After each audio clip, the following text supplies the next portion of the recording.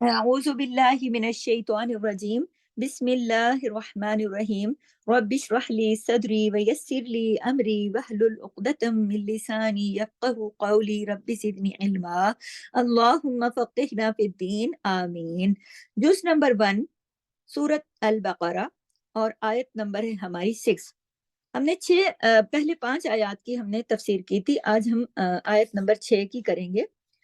ان الذین، بے شک وہ جنہوں نے کفروا، کفر کیا، سواء، برابر یعنی یکساں ہے، علیہم، ان پر، انذرتہم، خواہ آپ ڈرائیں ان کو، ام یا لم نہ تنذرہم، یعنی آپ انہیں ڈرائیں یا تو آپ ڈرائیں یا نہ ڈرائیں، ام یا لم نہ آپ ڈرائیں انہیں، تنذرہم آپ ڈرائیں انہیں، لا یؤمنون نہیں وہ ایمان لائیں گے. تو یہ تو لفظی ترجمہ تھا.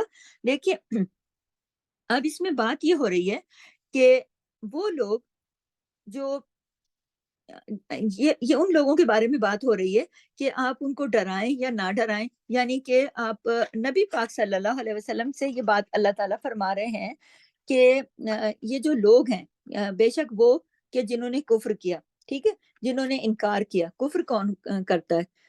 جو یقینی نہیں کرتا، جو انکار کرتا ہے، ٹھیک ہے. کافرین کا ذکر ہے نا اس آیت کے اندر، دراصل کافرین کا ذکر ہے، یعنی انکار کرنے والوں کا. بے شک وہ جنہوں نے کفر کیا یکساں ہے یا برابر ہے ان پر، انذرتہم ام لم تنذرہم لا یؤمنون، یعنی وہ خواہ ڈرائیں آپ ان کو یا نہ ڈرائیں وہ ایمان نہیں لائیں گے. تو یہاں پر جو کفر کی بات ہو رہی ہے وہ کسی کے رویے کے اظہار کی بات ہو رہی ہے، کہ جیسے دیکھیں ایک مومن ہوتا ہے نا، اس کا ایک رویہ بتاتا ہے نا کہ یہ مومن ہے.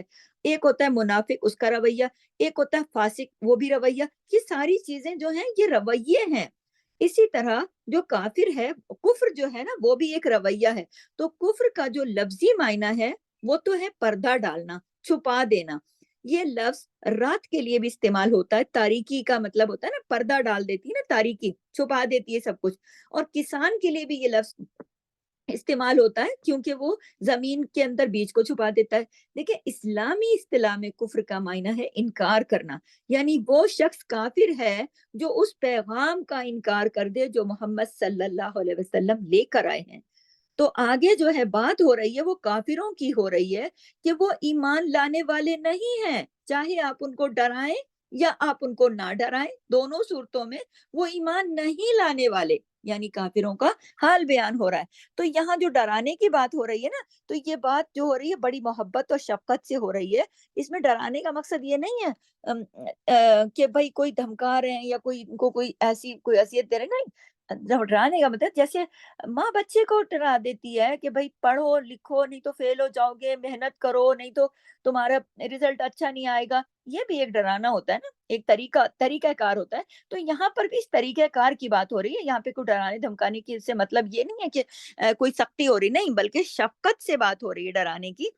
تو اصل میں اس آیت میں نبی اکرم صلی اللہ علیہ وسلم کو تسلی دی جا رہی ہے کہ یہ آپ کا قصور نہیں ہے کہ یہ لوگ مان کے نہیں دے رہے. آپ نے تو اپنا فرض پورا کر دیا، آپ نے ان کو پیغام اچھے سے دے دیا اور دے رہی ہیں، مگر یہ انہی لوگوں کی بدقسمتی ہے جو مان کے نہیں دے رہے. کن لوگ؟ کون لوگ؟ کافرین. اور اس میں جیسے مثال کے طور پر ابو جہل، ابو لہب.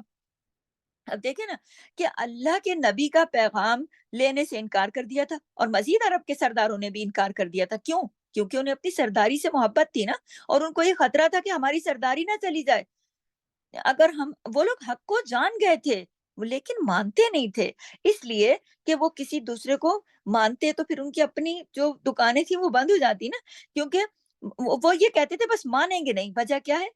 دیکھیں وہ اس لیے نہیں مانتے تھے کہ اگر وہ مانتے تو پھر ان کو ان کی جو اپنی وہ کہتے تھے نا کہ ہم کوئی بہت بڑے سردار ہیں، تو وہ پھر نبی کریم صلی اللہ علیہ وسلم کو تو مانتے نہیں تھے. ان کی بڑائی کو یا ان کے نبی ہونے کو کیسے وہ ان کا دل مانتا؟ ان کی نبی ہونے کو ہی نہیں ماننا چاہتے تھے.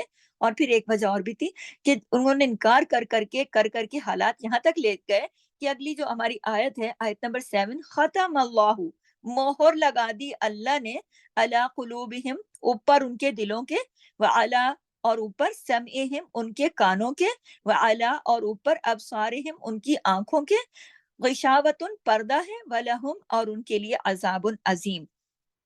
अस्तगफिरुल्लाह।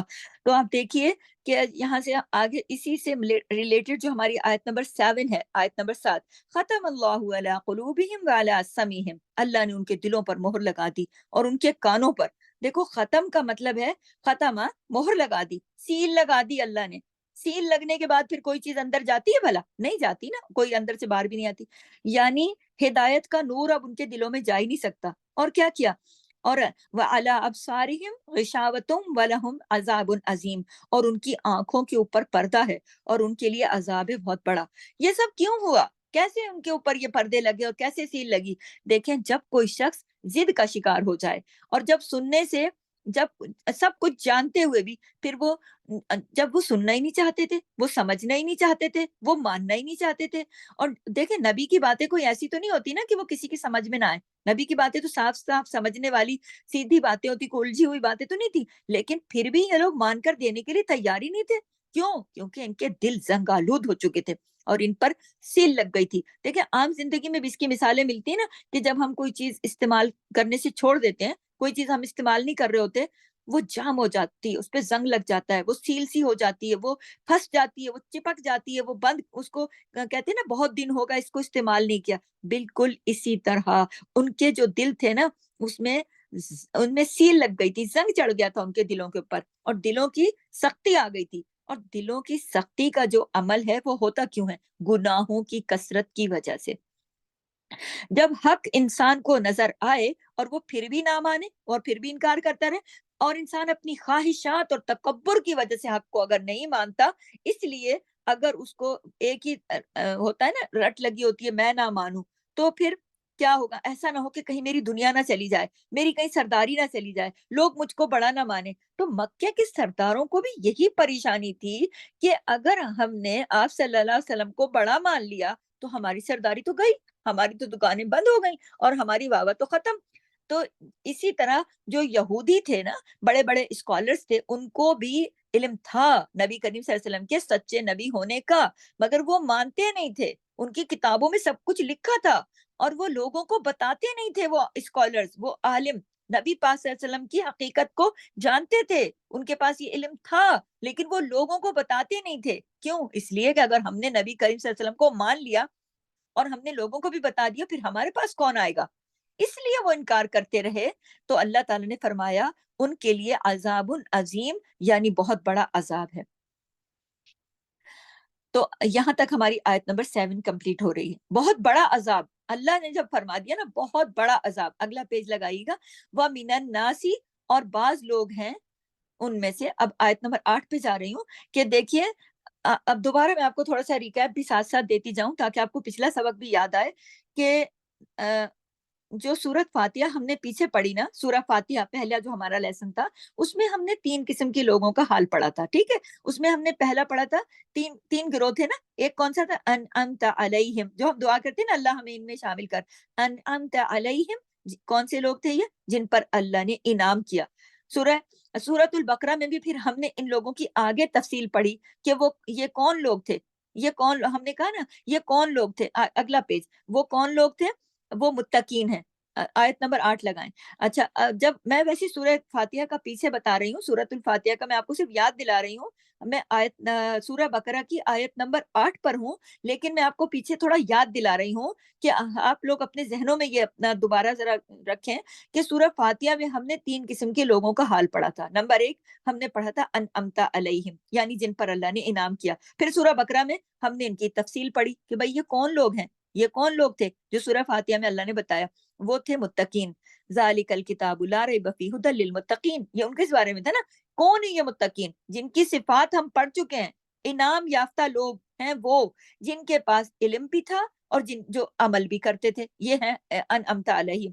दूसरा गिरोह हमने सूरह फातिहा में पढ़ा था, मग़दूबी अलैहिम। इनका ज़िक्र आया ना सूरह फातिहा में, दूसरी किस्म के लोग, यानी ये वो लोग हैं जिन पर अल्लाह का गज़ब नाज़िल हुआ, गुस्सा, गज़ब नाज़िल हुआ। ये वो लोग थे जिनके पास इल्म तो था, जानते थे, मगर अमल नहीं था। और फिर सूरह बकरा में हमने उनकी तफ़सील पढ़ी और दूसरे ग्रुप में ये पढ़ा कि इन्नल लज़ीना कफ़रू, कौन से लोग? अभी जो हमने आयत नंबर 7 में, 6 और 7 में हमने पढ़ा ना कि वो कौन लोग थे? इन्नल्लज़ीना कफरू, ये लोग थे कुफ्र करने वाले। कुफ्र कहते हैं किसी चीज को जानना और फिर जानने के बाद छुपाने को कुफ्र कहते हैं। ये जो हमने आयत नंबर 6 पढ़ी और आयत नंबर 7, उसके अंदर हमने पढ़ा कि ये जो काफिरीन का जिक्र था, ये था दूसरा गिरोह। कौन सा? जो मखदूबी अलैहिम था, यानी जिनके पास इल्म था, उन्हें पता था नबी की सदाकत का, इल्म की सदाकत का, कुरान की सदाकत का, लेकिन वो उसको मानते नहीं थे, कुफ्र करते थे, इनकार करते थे, इल्म रखने के बावजूद छुपाते थे। ठीक है। तीसरा ग्रोह जो था, जो हमने सूरत फातिहा में पढ़ा, अद्दालीन का था। अद्दालीन, भटके हुए लोग, जिनके पास हिदायत भी नहीं और इल्म भी नहीं, अमल भी नहीं, कुछ नहीं। तो देखें, बाज औकात इल्म होता है मगर अमल की तौफीक नहीं होती, यानी हिदायत इल्मी तो होती है मगर हिदायत अमली नहीं होती, तो वहां पर फिर लोग भटक जाते हैं, रास्ता खो देते हैं, और ऐसे लोग फिर कभी भी हिदायत नहीं पाते। अद्दालीन कहते हैं रास्ता गुम करने वालों को। ठीक है। और ये देखिए कि एक एक लफ्ज है, एक मोहतदीन। ठीक है। मोहतदीन कौन होते हैं? वो लोग जो अल्लाह, जो मोहतदीन होते हैं, रास्ता रास्ता पाने वालों को कहते हैं ना। तो आप देखिए कि जो आज हम तीसरे ग्रोह की तफसील कर रहे हैं ना, तीसरे ग्रोह की, कि अल्लाह ताला का ये पीछे में जो मैंने तरीकाकार बताया था कि अल्लाह ताला का ये तरीकाकार है, ये असलूब है कि बात को समझाने के लिए अल्लाह ताला बहुत ही मुनज़्ज़म अंदाज से बात करते हैं और मिसालों से वाज़े करते हैं। तो आज हम तीसरे ग्रोह के बारे में पढ़ेंगे कि पहला गिरोह जो, दोबारा रिपीट करें, पहला गिरोह जो खालिस मोमिन था, जो अमल भी करते थे, इल्म भी था। दूसरा गिरोह खालिस काफिर था, इल्म रखते हुए भी अमल नहीं करते। तो तीसरा गिरोह जो ना तो मोमिन और ना ही काफिर, बल्कि दोनों के दरमियान, ये तीसरा गिरोह मुनाफिक कहलाता था, मुनाफिक कहलाता है। जिस तरह आप देखिए कि मुत्तकीन की कुछ सिफात होती हैं और अल्लाह ने बयान भी की हैं, इसी तरह काफिरीन के बारे में बताया, बिल्कुल इसी तरह मुनाफिकीन की भी कुछ अलामात होती हैं। ठीक है। मुत्तकीन की अलामतें क्या होती हैं? अब कैसे पहचाना जाता है? ईमान से, नमाज से, अल्लाह के रास्ते में खर्च करने से, यानी इन्फाक फी सबीलिल्लाह करने से, फिर आखिरत पर यकीन रखने से। ठीक है। तो ये मुत्तकी की सिफात होती हैं, लेकिन वो उनसे पहचाने जाते हैं। और हिदायत किसके लिए होती है? मुत्तकीन के लिए। अब जो हम जिक्र करने जा रहे हैं, उन लोगों के लिए के लिए हिदायत नहीं है, तो उनकी भी कुछ अलामात होती हैं। किन लोगों की? व मिनन नासी मन यकूलु। अब कुछ लोग ऐसे भी हैं, लोगों में से बाज लोग जो कहते हैं, क्या कहते हैं? अब ये अगली जो किस्म है ना, जिनके जिनको हिदायत मिलनी नहीं है, वजह भी मैं आपको बता चुकी हूँ कि ये हिदायत लेना भी नहीं ना चाहते। और ये उन तीसरे दालीन के बारे में जिक्र हो रहा है कि व मिनन नासी मन यकूलु आमन्ना बिल्लाहि व बिल यौमिल आखिर। वो कहते हैं, कुछ ऐसे लोग हैं जो कहते हैं आमन्ना, ईमान लाए हम अल्लाह पर, व बिल यौमिल आखिर, और आखिरी दिन पर, व माहुम, और नहीं हम वो बिमुमिनीन, ईमान लाने वाले। ये हमारी आयत नंबर 8 है। तो जो कहते हैं ना कि हम अल्लाह पर ईमान लाए और यौम आखिरत पर भी, लेकिन यानी हम अल्लाह को भी मानते हैं और यौम आखिरत को भी मानते हैं, वो कहते हैं, जुबान से इकरार करते हैं, मगर अल्लाह ताला फरमाते हैं कि ये लोग दिल से ईमान वाले नहीं हैं, बिल्कुल नहीं है, मगर उनका दिल मोमिन नहीं है, ये सिर्फ जुबान से कह रहे हैं। जुबान से कह दिया ला इलाहा इल्लल्लाह तो क्या हासिल? दिलो निगाह मुसलमान नहीं तो फिर कुछ भी नहीं। तो बात यही कही जा रही है कि वो जुबान से कहते हैं हम ईमान वाले हैं, अल्लाह ताला इनका हाल खोल रहे हैं, लेकिन चूंकि इनका दिल गवाही नहीं देता, दिल में यकीन नहीं है, तो अल्लाह ताला इनको मोमिन नहीं मानते। तो इससे क्या पता चलता है? वो ये पता चलता है कि सिर्फ जबानी बातें करते थे अपने फायदे के लिए। अगर इनके अमल जो थे वो उसकी तस्दीक नहीं करते, तो ये कैसे मोमिन हो सकते हैं? ईमान के लिए शर्त क्या है? कि जबान और दिल में मुताबिकत हो, जुबान और दिल के दरमियान हम आहंगी हो, दोनों में अलग अलग ना हो, अलग अलग फर्क ना हो, दोनों एक जैसे हो, दोनों एक ही तरह के हों। दोनों के फर्क का नाम जो है ना, दिल अगर अलग है और जुबान अगर अलग है, इस फर्क को क्या कहते हैं? मुनाफिकत। मुनाफिकत क्या है? नोट कर लें अपने पास, जुबान और दिल के फर्क का नाम मुनाफिकत है। खा वो दीन के मामले में हो या किसी भी इंसान के साथ मामला करते हुए, इंसान को अगर लगे कि अगला बंदा दिल से कुछ और है, मुंह से कुछ और है, तो वो मुनाफिकत है। इंसान को वही कहना चाहिए जो उसका दिल गवाही दे। लोग जो है ना, दिलों का हाल नहीं जानते, लोग इस धोखे में रहते हैं ना कि हमारे दिल में जो कुछ है अगले को क्या पता। ہم تو ان سے چھپا لیں گے، لیکن اور دل میں کچھ اور ہوتا ہے اور زبان پر کچھ اور ہوتا ہے، مگر یاد رکھنا چاہیے کہ اللہ دلوں کا حال جانتا ہے۔ اللہ تعالیٰ سے بہتر کوئی وہ خبیر ہے، وہ باریک بین ہے، وہ ہر چیز پر قدرت رکھتا ہے، قادر ہے وہ ہر چیز پر۔ اللہ آسمان اور زمین کی ہر چیز کو جانتا ہے، وہ بہت باریک سے باریک چیز کو بھی جانتا ہے، تو وہ بھلا انسان کے دل کو کیسے نہیں پہچانتا؟ وہ انسان کے دل کو پہچانتا ہے۔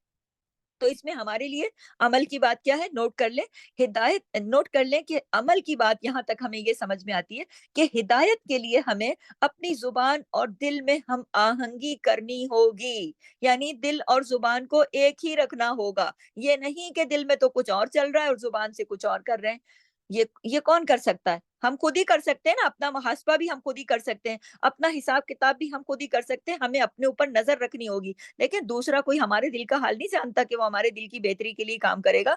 دوسرے کو تو ہمارے دل کا پتہ نہیں، ہم نے اپنے دل کی کیفیت کو خود ہی ٹھیک کرنا ہے۔ ہم نے چیک کرنا ہے کہ کہیں ہمارے اندر منافقت تو نہیں، کیونکہ ہمیں قرآن یہ بتاتا ہے کہ دل میں کچھ اور زبان پہ کچھ اور، تو یہ عمل کیا ہے؟ منافقت کا عمل ہے۔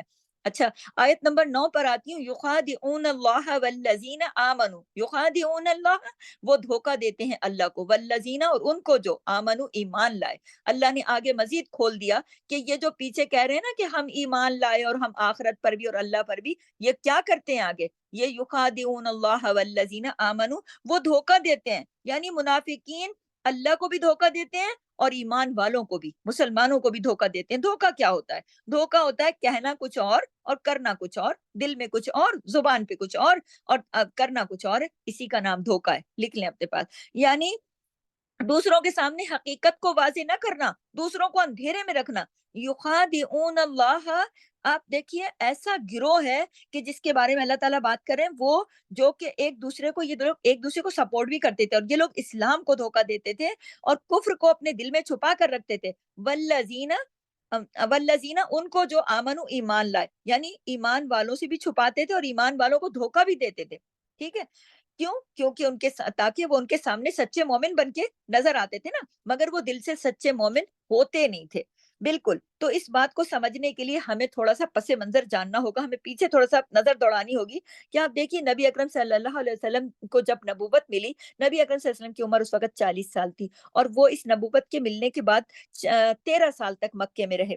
اس مکے جو مکی زندگی تھی نا نبوت کے بعد، تو اس کے اندر ان کا واسطہ جو تھا نا، وہ خالص کافروں سے تھا اور پھر خالص مومنوں سے تھا۔ اب دیکھیے ابو جہل، ابو لہب اور سخت مخالفت کرنے والے لوگ، اور بھی کچھ لوگ بھی تھے جو کہ بڑے سخت تھے، لیکن ان کا واسطہ تھا ہمارے نبی کا، سخت کافر تھے یہ لوگ۔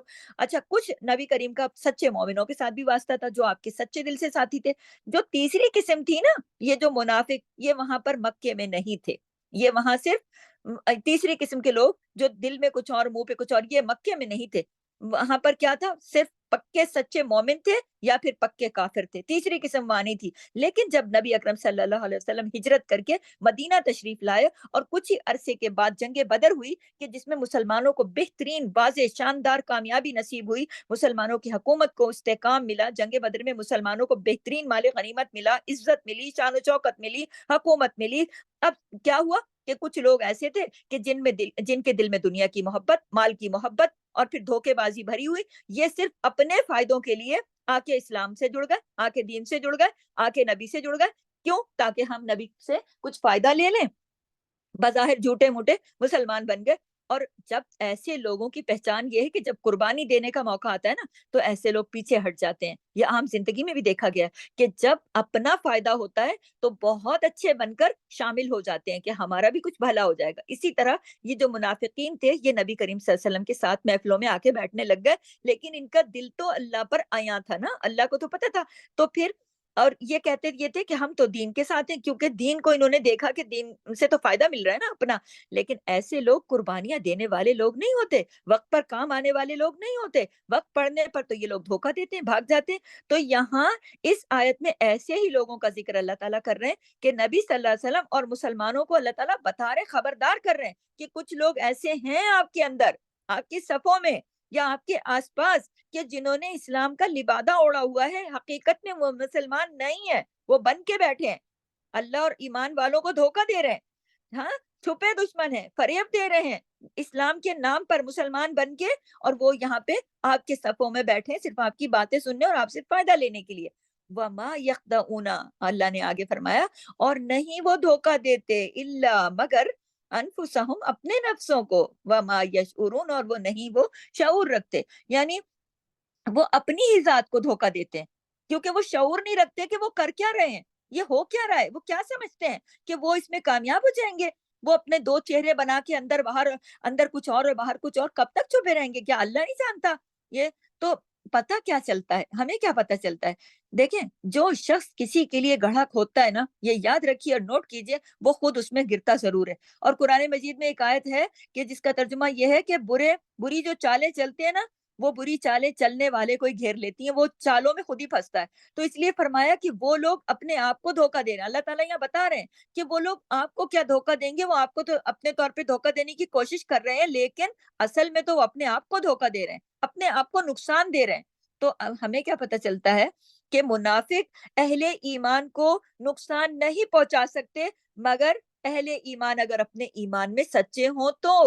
ٹھیک ہے، نوٹ کیجئے کہ اگر اہل ایمان سچے ہیں، مخلص ہیں، تو دھوکے باز جو ہیں وہ سچے مخلص مومن کو نقصان نہیں دے سکتا، اس کا دھوکا اس کے اپنے اوپر پڑتا ہے۔ تو اگر کوئی چاہتا ہے نا کہ مجھے کوئی دھوکا نہ دے، تو آپ اپنے دین سے، اپنے رب سے سچے ہو جائیے، مخلص ہو جائیے، کیونکہ مخلص مومن کو کوئی دھوکا نہیں دے سکتا، یہ اللہ کا کلام ہے، اللہ تعالیٰ نے فرما دیا، تو یقیناً یہی ہوگا کہ سچے اور مخلص مومن کو کوئی دھوکا دینے والا منافق اگر دینے کی کوشش بھی کرے گا، تو وہ خود اس گڑھے میں گرے گا، وہ پھر اس نقصان کا شکار خود ہوگا۔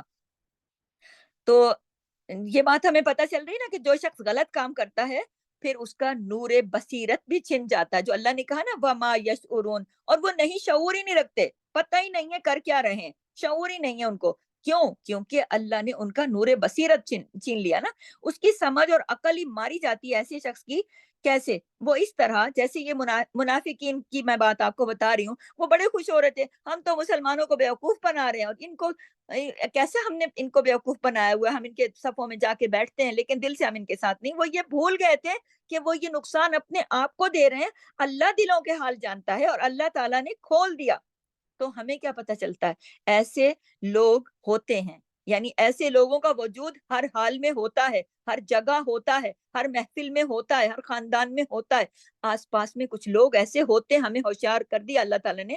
تو پھر ہم کیسے پتہ کریں گے؟ کیسے ہمیں پتہ چلے گا؟ ہم اس طرح ان کا پتہ کریں گے، ہم ایسے پکڑیں گے ان کو کہ ان کے قول اور فعل میں تضاد ہوگا، قول کچھ اور، فعل کچھ اور، زبان کچھ اور کہے گی، عمل کچھ اور کر کے دکھائیں گے، کرنا کچھ اور چاہتے ہوں گے اور کہتے کچھ اور ہوں گے۔ تو یہاں سے پکڑ لیجئے کہ یہ منافق ہیں۔ جیسے دیکھیں، جیسے متقین پہچانا جاتا ہے نا اپنے اپنے عمل سے، وہ اقامت صلاۃ سے، اپنی نمازوں کی پابندی، اللہ کے راستے میں فی سبیل اللہ خرچ کرنے سے، اپنے تقوی سے ایک متقی نظر آتا ہے، پہچانا جاتا ہے۔ اور یہ جو پہلی قسم ہے، پھر کافر جو ہے وہ اپنی ہٹ دھرمی، اپنے ضد، اپنی علل اعلان دین کی مخالفت کی وجہ سے وہ بھی پکڑا جاتا ہے۔ اور تو منافق بھی پہچانے جاتے ہیں، کیسے؟ قول اور فعل کے تضاد سے۔ یاد رکھیے کہ زندگی میں کوئی بھی شخص اگر آپ کی خوشامد زیادہ کرے اور کبھی بھی وقت کے اوپر آپ کو کام نہیں آئے، جب آپ کو مشکل پڑے اس وقت آپ کو پیٹ دکھائے، آپ کو اس وقت دھوکہ دے، تو آپ سمجھ جائیے اس سے دھوکہ نہ کھائیے۔ بالکل اس کا مطلب یہ نہیں ہے کہ آپ پھر اس کی برائیاں شروع کر دیں، اس کو بدنام کرنا شروع کر دیں، نہیں، اللہ نے بتایا آپ محتاط ہو جائیں، اس سے آپ محتاط ہو جائیں۔ اللہ نے ایسے لوگوں کے بارے میں قرآن میں فرمایا کہ ایسے لوگ دشمن ہیں، ان سے محتاط رہو۔ یہ کسی اور آیت کا ترجمہ ہے کہ ایسے لوگ دشمن ہیں، آپ ان سے محتاط رہو۔ کون سے لوگ؟ جو آپ دل سے آپ کے ساتھ نہیں ہیں، مشکل وقت میں کبھی آپ کے ساتھ کھڑے ہی نہیں ہوتے، اور باتیں اتنی کہ کوئی حد نہیں، محتاط ہو جائیے بس، اب ان کی غیبت برائی کرنے کی ضرورت نہیں ہے۔ تو منافقین سے ڈیل کرنے کے لیے بھی نا احتیاط بہت ضروری ہے۔ اللہ تعالیٰ نے قرآن پڑھنے کا حکم اسی لیے دیا نا، ہم سمجھیں گے تو ہم اس پر عمل کریں گے تو ہم اس دنیا میں بھی ہمارا جینا آسان ہو جائے گا۔ کیونکہ منافقین کا طریقہ یہ ہے کہ وہ سامنے بہت اچھے بن کر آتے ہیں اور پیچھے آپ ہی کی برائیاں کرتے ہیں، آپ ہی کی جڑیں کاٹتے ہیں، آپ ہی کے خلاف محاذرائی کرتے ہیں۔ منافقت جو ہے وہ دیر تک چھپی نہیں رہتی، اور ان کو وہ اس دھوکے میں ہوتے ہیں کہ یہ تو ہم کرتے رہیں گے اور کسی کو پتہ بھی نہیں چلے گا، کیونکہ جس بندے کے بارے میں ہم کر رہے ہیں، ہم سامنے تو بڑے اچھے بنے بیٹھے، ہم پیچھے اس کی برائیاں کر رہے ہیں، اس کی جڑیں کاٹ رہے ہیں، اس کو برا بھلا کہہ رہے ہیں، اس کے خلاف مازرائی کر رہے ہیں، لوگوں کے دل برے کر رہے ہیں۔ تو ایسے میں انسان کو خود محتاط ہو جانا چاہیے۔ منافقت کھلے گی نا تو آپ نے لڑنا بھڑنا نہیں ہے، کسی کی گریبان نہیں پکڑنا، کوئی دستوں گریبان نہیں ہونا، کسی کی برائی نہیں کرنی، غیبت نہیں کرنی، اس پہ کوئی الزام نہیں لگانا، بلکہ کیا کرنا ہے، خود محتاط ہونا ہے، خود محتاط ہونا ہے، بار بار بتا رہی ہوں، خود محتاط ہونا ہے۔ پھر اللہ تعالیٰ اگلی آیت میں، آیت نمبر 10 پر آئیے، اب 10 نمبر پہ، کہ اللہ تعالیٰ ان کے دل کا مزید حال کھول رہے ہیں، کس کا؟ منافقین کا۔ پھر اللہ تعالیٰ نے آگے ان کے دل کا مزید جب حال کھولا تو اللہ نے فرمایا فی قلوبہم، ان کے دلوں میں مرض، مرض ہے، اللہ اکبر، ان کے دلوں میں مرض ہے۔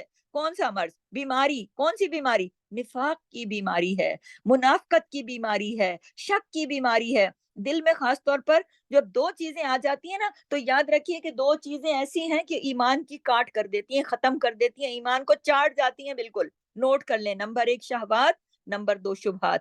نمبر 1 جو شہوات ہے، اس کا معنی کیا ہے؟ خواہشات، تمنائیں، آرزویں، دنیا کے بارے میں لمبی لمبی پلاننگ، یہ وہ ایسی باتیں۔ اب شبہات کیا ہے؟ شک۔ تو ان کے دلوں میں ایک طرف تو، اب جو منافقین تھے نا، ان کے دلوں میں ایک طرف تو دنیا کی محبت تھی، اور دوسری طرف کیا تھا؟ دین کے بارے میں شک، اور اسی سے پھر ان کے دل میں منافقت کے پودے نے جنم لیا۔ تو ایمان پھر پکا نہیں ہوتا ایسے لوگوں کا، ٹھیک ہے؟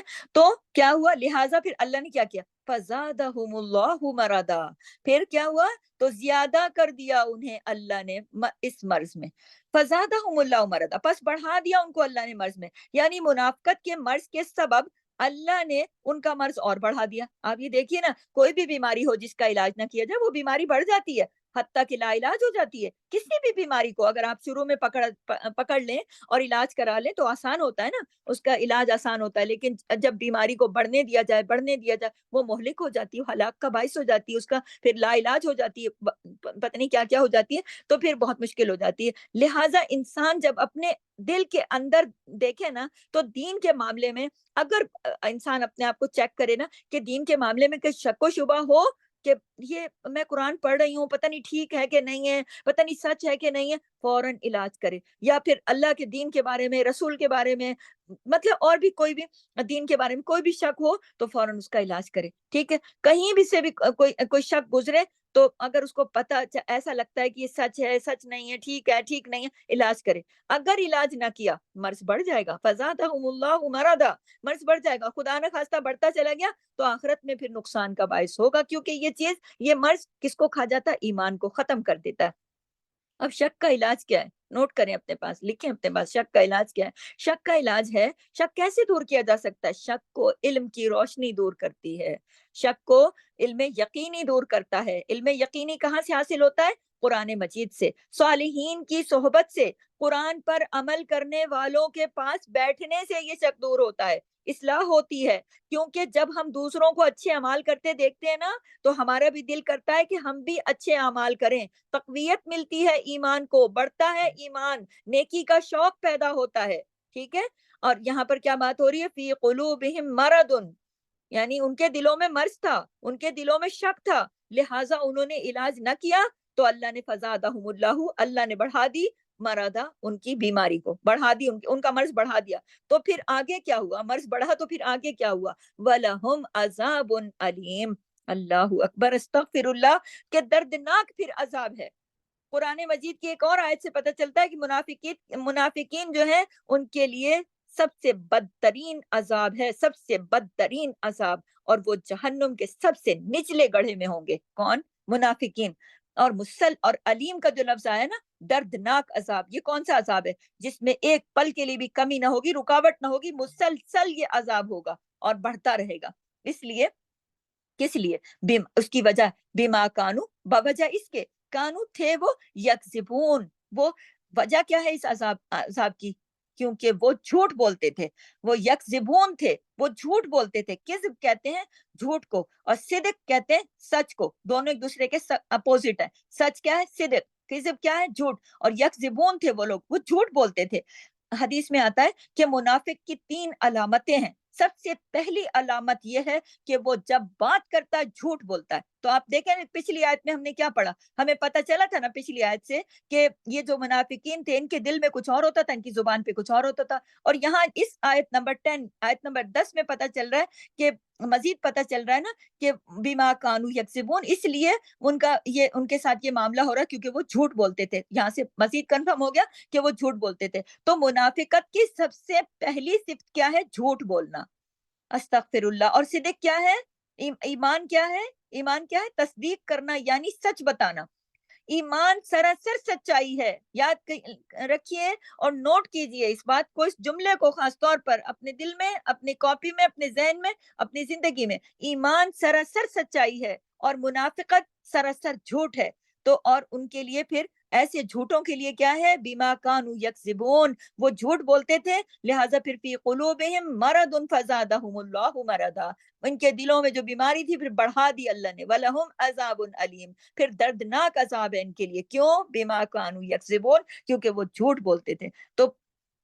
تو آپ دیکھیے کہ اس سے ہمیں کیا پتہ چلتا ہے کہ اگر کوئی شخص اللہ کے عذاب سے بچنا چاہتا ہے، سب سے پہلے جھوٹ چھوڑ دے، سب سے پہلے جھوٹ چھوڑ دے۔ یہ اپنی ڈائری میں نوٹ کیجئے اور اپنی زندگی کو آج ابھی اسی لمحے عہد کر کے اٹھیے کہ ہم نے دوبارہ کبھی زندگی میں جھوٹ نہیں بولنا، مذاق میں بھی جھوٹ نہیں بولنا، کیونکہ جھوٹ کبیرہ گناہوں میں سے ایک ہے۔ بہت سی احادیث میں اس کی قباحتیں موجود ہیں، اور اس جھوٹ کی بہت ساری اس کے بارے میں چیزیں حدیثوں میں آئی ہیں کہ ایمان کے منافی اور ایمان کو نقصان دینے والی چیز حدیثوں سے پتہ چلتا ہے۔ جھوٹ کو بتایا گیا ہے کہ جھوٹ کس طرح آپ کے ایمان کو نقصان دیتا ہے، کیسے ایمان کے خلاف ہے یہ، کیسے یہ اس کی اور کتنے نقصانات ہیں۔ تو جھوٹ جو ہے وہ انسان کی ہدایت کے راستے میں سب سے بڑی رکاوٹ ہے۔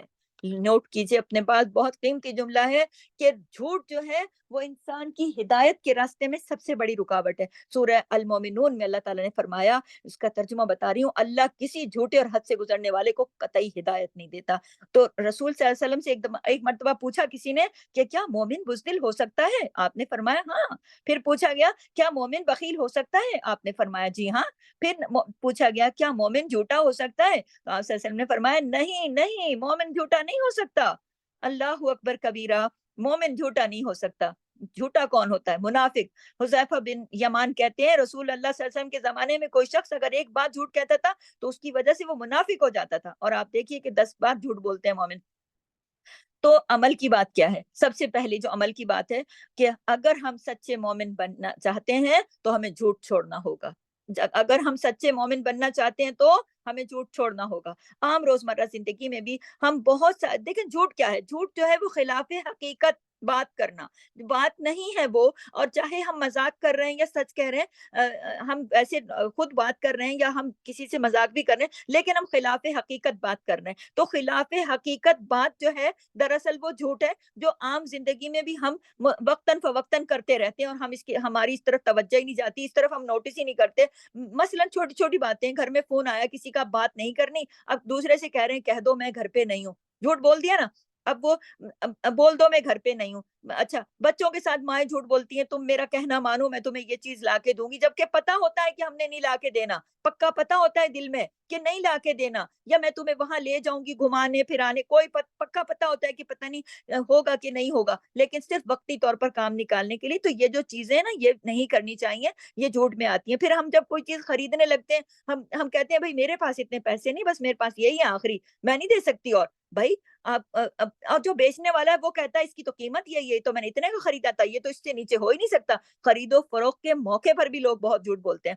پھر یہ کہ کمٹمنٹ کرتے ہیں، پورا نہیں کرتے، جھوٹے وعدے کر لیں گے، وعدہ کر لیا ہاں جی آئیں گے ضرور، ہاں جی کریں گے ضرور، انشاءاللہ بھی لگا دیں گے، لیکن کریں گے نہیں۔ پھر خوشامدیں کریں گے جھوٹی، پتہ ہوگا دل میں کہ یہ اس قابل نہیں ہے، یہ نہ اس کے اندر یہ خوبی نہیں ہے، لیکن اس کا وقتی طور پر دل خوش کرنے کے لیے اس کے آگے جھوٹی جھوٹی خوشامدیں، تم تو بہت اچھے ہو، تم تو بہت یہ ہو، تم تو بہت وہ ہو، مبالغہ رائی کرنا، رائی کا پہاڑ بنا دینا، بات ذرا سی ہو اور اس کو کہاں سے کہاں پہنچا دینا کہ بھائی अगले बंदे का दिल खुश करने के लिए, दूसरों को खुशियाँ बाँटने के लिए, या फिर ऐसे लतीफ़े सुनाना झूठे-झूठे, या ऐसी बातें करना, क्या है हम खुशियाँ बाँट रहे हैं? ये कौन-सी खुशियाँ बाँटने हैं? ये तो इस्लाम के खिलाफ है।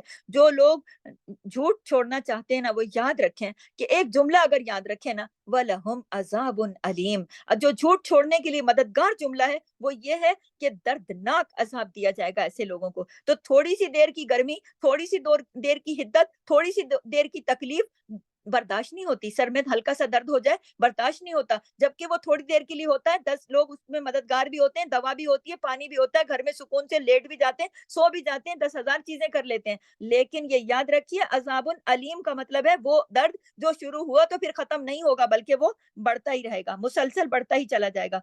तो आज अहद करें और अपने अंदर से झूठ को खत्म करें। कुरान को सुनने और समझने की अल्लाह ताला हमें तौफीक दे और उस पर अमल करने की भी तौफीक अता फरमाए। सुब्हानकल्लाहुम्मा व बिहम्दिक, नशहदु अल्ला इलाहा इल्ला अंता, नस्तगफिरुका व नतूबु इलैक। अस्सलामु अलैकुम व रहमतुल्लाहि व बरकातुहू। जज़ाकल्लाह खैर।